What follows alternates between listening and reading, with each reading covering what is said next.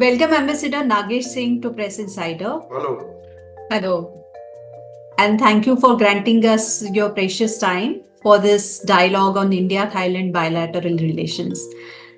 Today we have with us John Melvin Konath, our managing editor. And along with me, John will be also asking you questions about the crucial aspects of Indo-Thai bilateral relations.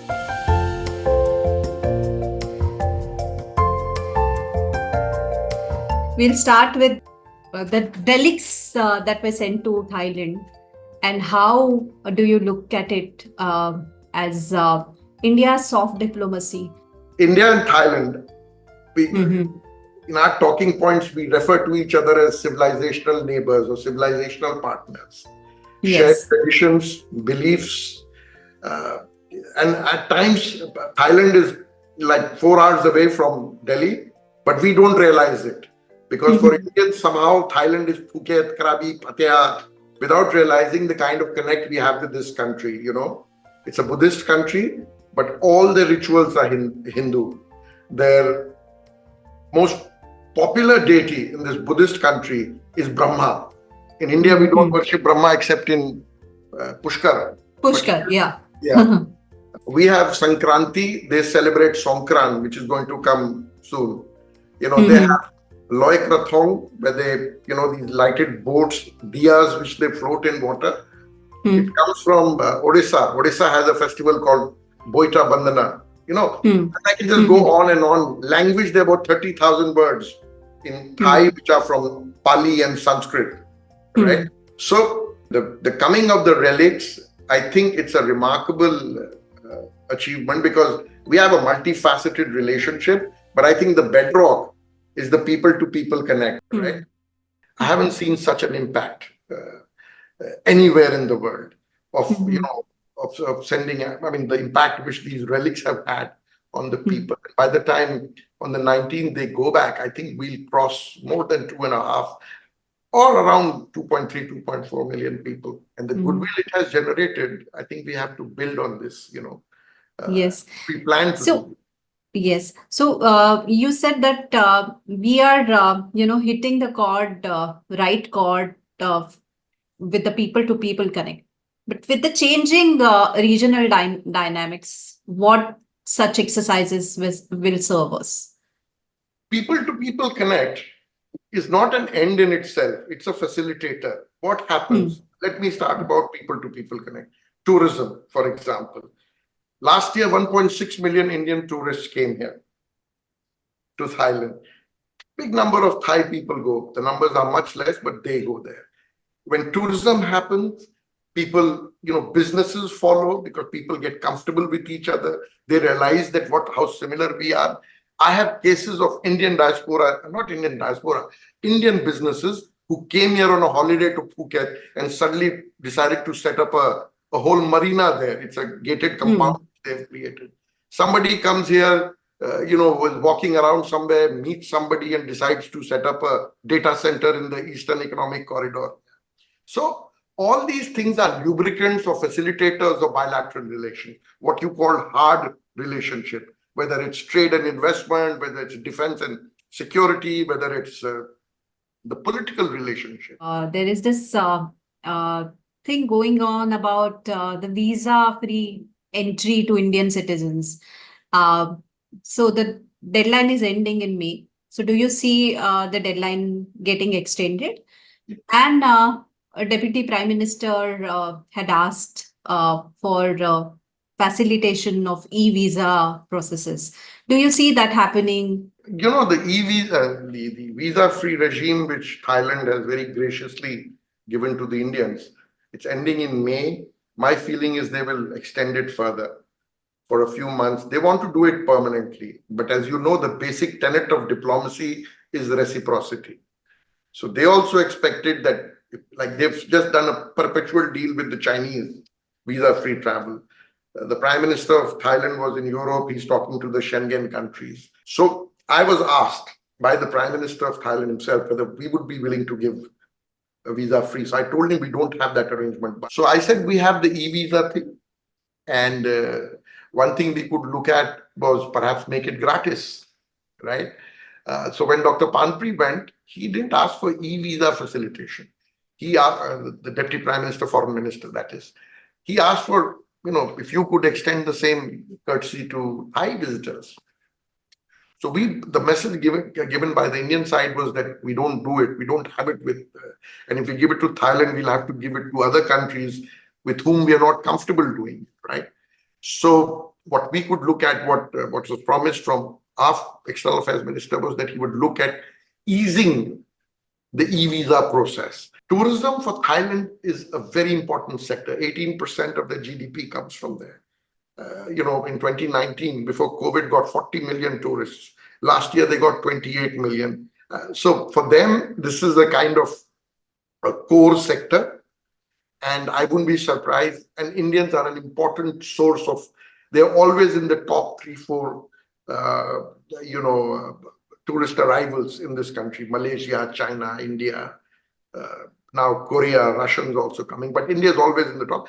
And the good thing about the Indian, by Thai perspective, is they're big spenders.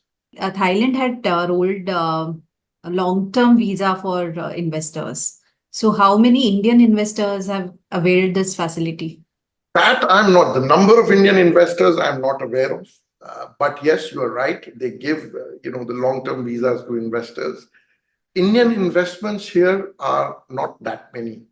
There are, the Birlas are here, the Tatas are here. There are, other companies who have come in, but a lot of them are, not manufacturing or doing anything here. It'll grow. We've been doing Make in India for the last, I don't know how many years. We are still around 15-16% of the GDP from manufacturing sector. Thailand is 34% of GDP comes from manufacturing. And the first outsourcing, when Japan started becoming expensive in the late 60s, early 70s, was here. All the automotive sector, everything shifted.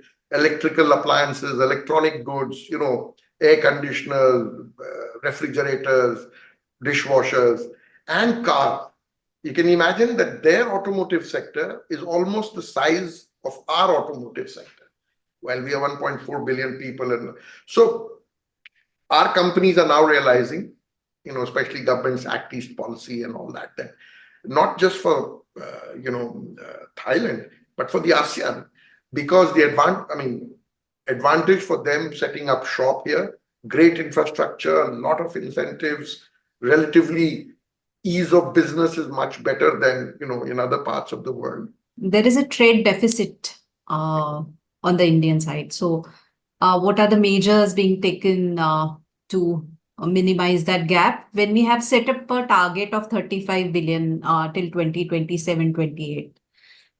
So that's a very ambitious target, and we all set ambitious targets to even get close to that. In 2022, the bilateral trade was about 17.7 billion by their stats. And you're right, it was 10 billion exports to India, 7.7 billion imports from India or Indian exports. This year it's about 15 point something.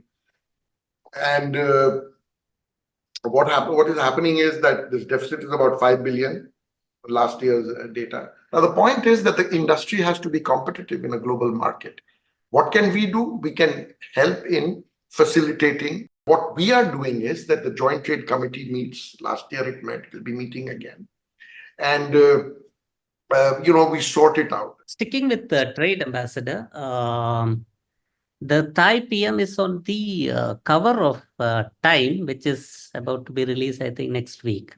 Yeah. And in that, the Prime Minister, Thaksin, is said to be roaming across the world to invite businesses, because I think they had a very menial growth last year, some 1% or something. I have two questions. One is, where is the scope for, say, some Indian businesses to enter? The second part is, Prime Minister is going around the world. Is he in a way kind of ignoring India, or probably he is planning his visit, maybe timing his visit maybe further ahead? So, yes. So Prime Minister Sethar was the CEO of Thailand's largest real estate company.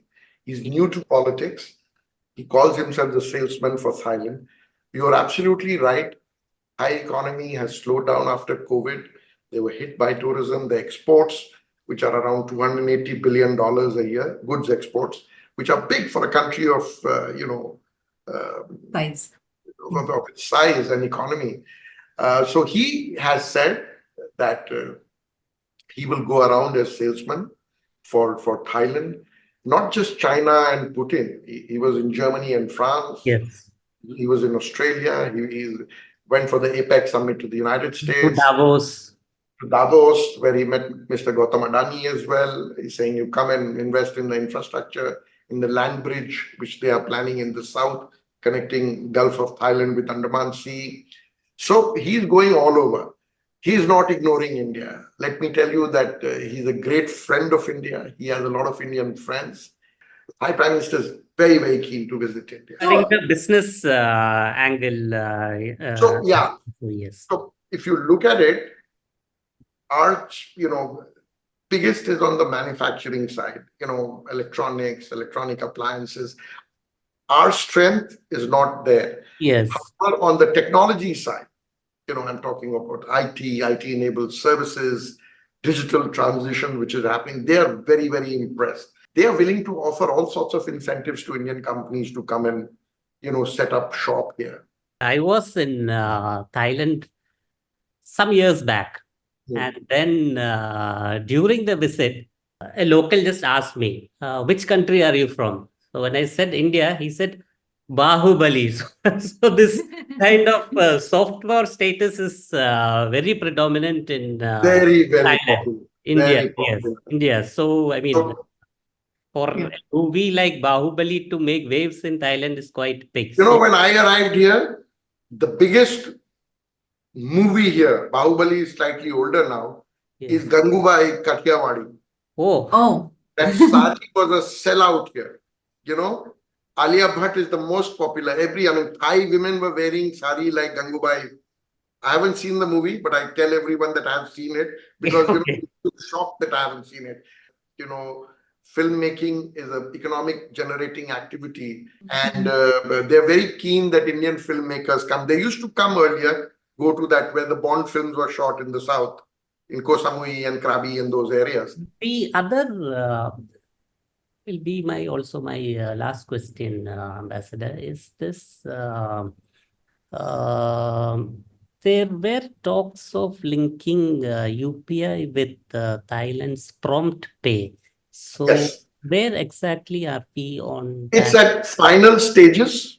It's at final stages, RBI and Bank of Thailand. There was one problem which was coming, and that I think should be solved. We will hold it to announce it during a VVIP visit. Thai Prime Minister might come to India, or PM might come here when the BIMSTEC summit happens. Thank you, sir. Thank you for your precious time. And we'll be in touch. We would also like to cover whatever happens on Please India. do that. Thailand. I'll be grateful that you'll do us a big favor. Us as in the embassy and even our own country, that here's a low-hanging fruit in terms of building a partnership. And your role would be crucial to spread that message. Yes. Thank you, sir. Thank you so much, Ambassador. Thank you so much. Yeah.